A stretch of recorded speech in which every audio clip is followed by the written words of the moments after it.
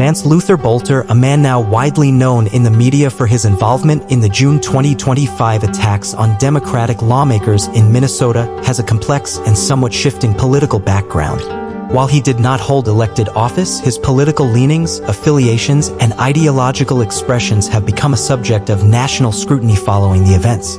Early political affiliation: registered Republican.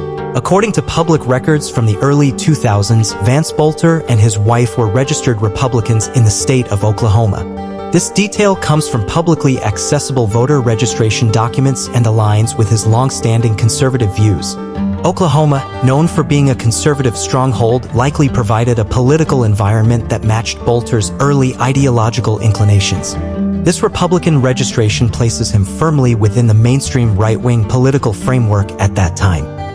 It suggests that Boelter once openly identified with the Republican Party platform, which during that era emphasized limited government, tax cuts, strong national defense, and traditional family values. Later years, no party preference, but strong conservative ideology. By 2019, Boelter had moved to Minnesota and was listed as a member of the state's Workforce Development Board. In this capacity, he officially described his political affiliation as no party preference. This could have been a strategic or personal decision to distance himself from formal party politics while still holding strong ideological beliefs.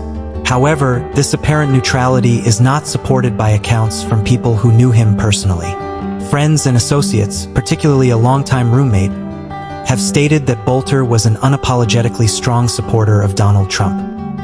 He was described as someone who frequently expressed right-wing political views, supported far-right conspiracies, and strongly opposed the Democratic Party and progressive policies.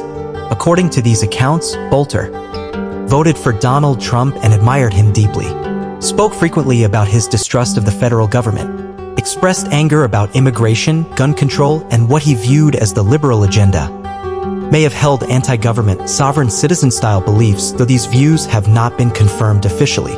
These beliefs were not just personal preferences, they reportedly hardened over time, especially during and after Trump's presidency, aligning him increasingly with far-right populism and anti-establishment ideology. From political views to extremism. While political conservatism is a mainstream viewpoint held by millions of Americans, in Boelter's case, it appears that his beliefs drifted into more radical and conspiratorial territory. Law enforcement reports and investigative journalism pieces suggest that he had been consuming large amounts of far-right media, including extremist online forums and fringe websites that prompt anti-government rhetoric. This ideological escalation is particularly significant in understanding his motivation in the 2025 Minnesota attacks, in which several Democratic lawmakers were targeted. It paints a picture of a man who began as a traditional Republican but became disillusioned and increasingly radicalized over the years. Summary timeline of Boelter's political affiliation. Period affiliation/belief notes.